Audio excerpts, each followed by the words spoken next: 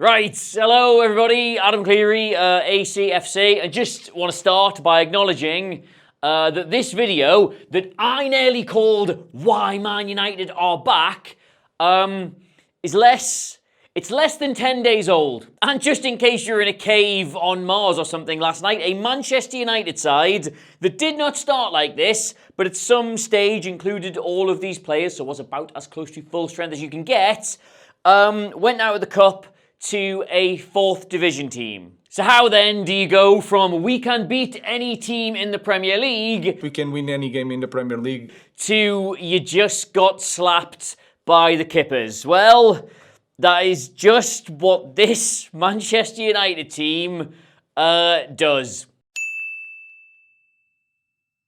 Alright, now the temptation here would be to make this a 2-hour-long video about how the club-wide problems at Manchester United keep contributing to results like this happening. But instead, what I want to talk about is how Grimsby did this to them. Because to be absolutely clear, whatever's going wrong at Man United, Grimsby did do this to them. David Artell got this absolutely spot on. The game plan they had was so good at maximising what strengths Grimsby do have here, but also targeting the weaknesses in this Manchester United system. They basically came with an idea that made the gap in quality, or alleged gap in quality, nowhere near as much of a factor as it should have been. So what was that game plan, I hear you ask? Well, in very simple terms, they rejected the notion of trying to stonewall their opponents and just nick something at the other end. They fully played this game to win. They got at Manchester United, they got up the pitch, and they understood what they could, and more importantly, couldn't do to hurt them. Like I think it was Phil Jones on the Sky coverage say that Man United just weren't at the races, and that does such a disservice to the preparation Grimsby will have done for this and how well they then executed that. Like, first off, what they really wanted to do was get at Manchester United in their own half, which when you watch it requires them to be so brave and work so hard to stay with their men and deny them time on the ball. And whatever you might think about Manchester United, that is a suicidal way for a 4th division team to play against a Premier League side unless you're smart about it. So the key for Grimsby was to press them at the right times, yes, but as the ball moves up the pitch, to get progressively more compact. Know when to stop chasing, when to back off, when to slow it down, and when to sit in. And what you are then effectively saying to players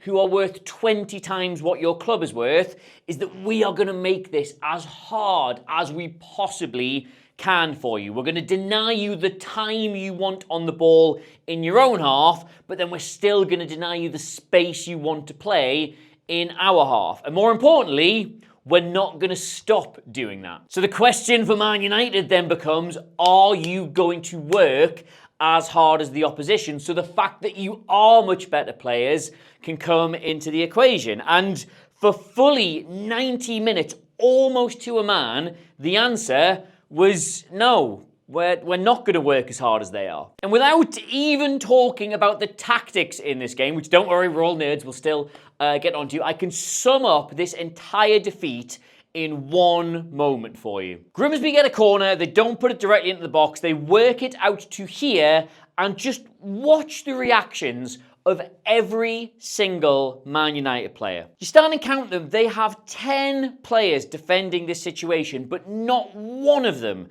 shows any urgency or desire to close down, I think that's McEachran, and stop the cross coming in. Like, genuinely, any of these 3 players here could rush that ball, close him down, put him under a bit of pressure, and that's obviously terrible, but even just look at the lads strung across the back line.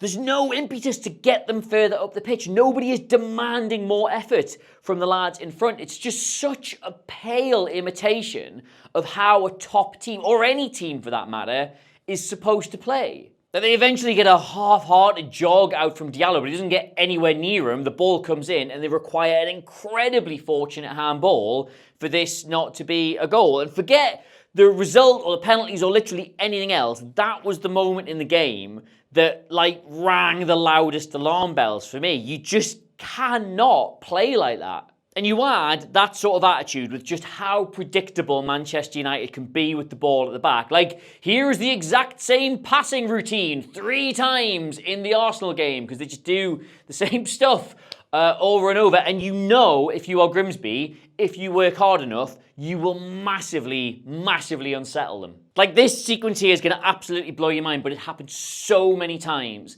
in that first half, right? They can't play forward, so they turn around and they go back to Fredrickson. But you've got a Grimsby player here who then locks onto him, closes him down, stops him playing it forward, probably to Maguire here, and forces him to pass it backwards. But that same Grimsby player now locks onto him. He's really intense in his running. He puts him under a lot of pressure. He wants to play it into Ugarte here, but another Grimsby player has locked on. They've closed down the ball back to Fredrickson. They've cut off the pass to Maguire. They're closing the goalkeeper down, and they've cut off his options. So now he just has to go sideways. So it's gone out to heaven now, but already another Grimsby player has locked onto him. He is closing him down. He is being intense. He is putting him under pressure. He is stopping him playing forward. So even he has to now go sideways, which he does. And Patrick Dorgu has come all the way back to help him out here. But another Grimsby player, this time the right back, has jumped the whole way up the pitch to lock onto him, to do exactly the same thing, to be intense, to put him under pressure,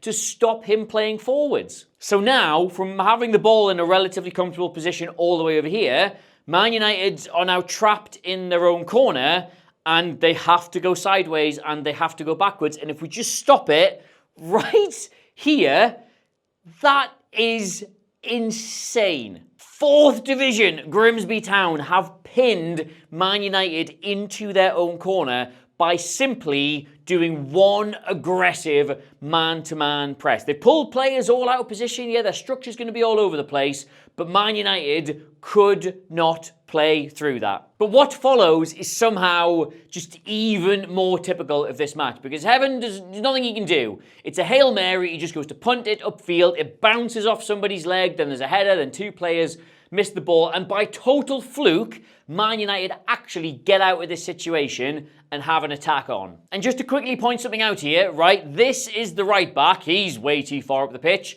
And this is one of the centre-backs missing this tackle. Like, Grimsby should be in massive trouble here. Yo, shut up.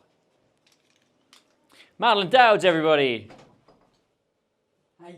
Someone's getting sacked today. Dorgu runs it up pretty much the entire length of the pitch. They get a chance on the edge of the box, but when that shot comes in, and they haven't messed about with this, like, they didn't turn around at any point, just look at the number of bodies Grimsby have got back. And just to shock you, this is the right back, and this is the centre back who missed the tackle. Like, from front to back, they worked so hard, and Man United just refused to match that.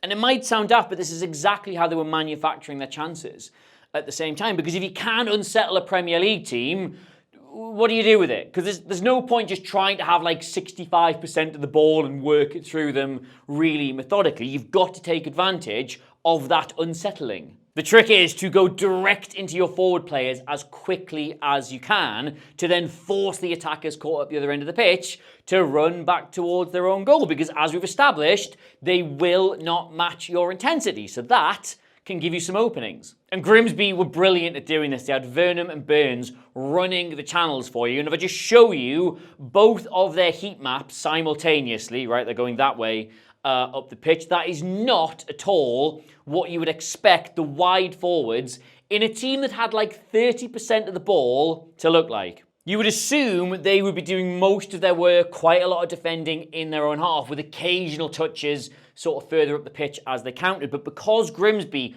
were hitting these channels in behind Man United's wingbacks, getting in where the gaps were, they were chasing those balls the entire length of the pitch, which is why so many of the touches are so far into Man United's half. So again, they are asking Dorgu, they are asking Dallo, we know you are much, much better players, but are you going to work as hard as we are? And you saw on the first goal, the answer was no. Once again, they are disrupting Man United at the back. They force them long. They get a turnover in the middle of the pitch, and it's a very early forward pass. But look how well supported this counter-attack immediately is. Vernon, Burns, they are both running the channel again to offer passes into this space and this space. But the thing is, because Dorgu and Dalot have been caught up the other end of the pitch, this gives Man United a 3 versus 3 at the back, which is actually incredibly difficult to manage. Heaven doesn't really want to be getting dragged out here, so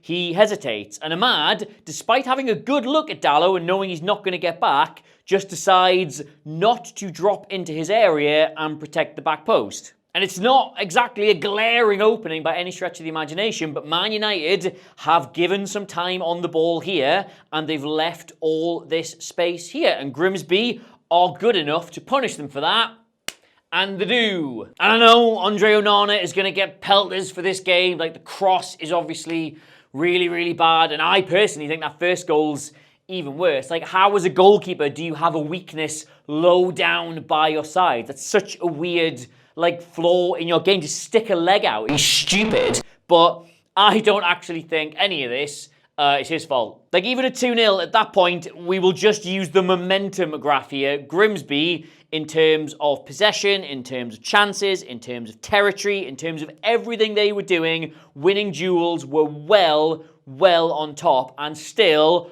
going hell for leather to outwork them. And what you see from this point on is simply just the physical toll that amount of work takes, and Man United progressively managing to assert themselves in the game as Grimsby's legs and minds ran out of leg and mind juice. But you know what it is, right? The worst thing for Man United is, I will say with total confidence, that had Grimsby not tired, if they'd kept that up for 90 minutes, this never gets to penalties. They run out 3 or 4-0. It's the last minute of the Europa League final, right? Man United's entire season hangs in the balance. They're 1-0 down. There are mere minutes left. The camera zooms out, right? And somehow they are still in that shape. One goal potentially saves their season, and they still have 5 at the back. The personnel have changed, certainly. They've thrown more attackers on, but it's still a back 5. And then you fast forward 2 or 3 months, or however long it's been, you are losing to fucking Grimsby Town. You've thrown all of your attackers on the pitch, and you are still in this shape. Mason Mount has wound up as your left wing back because you've got nowhere else you can conceivably put him. And obviously it's not like the formation's fault. You can beat whatever team you like with whatever shape you like. But it does mean that when you lose the ball and you've got to defend against 4th Division Grimsby, you are going into a back 5. To not have another shape you are comfortable in, to have no other way to distribute the talent across the pitch, feels honestly just like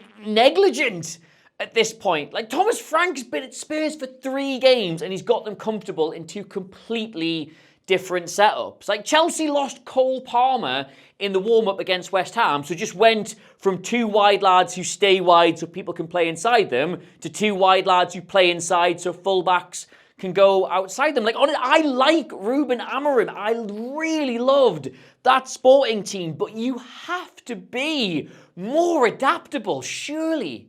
Being really well drilled and explosive on the counter against Arsenal is great. You need a back 5 there, but you can't do the same thing against a team from League 2 and then start scratching your head that you're not creating good chances. And just this image, man, this might be the single worst the manager of an elite club has ever looked for me. Like, that is honestly worse than Jurgi Low sniffing his own balls. Like, honestly, you know when I first saw that? You know what I genuinely thought he was doing for a second?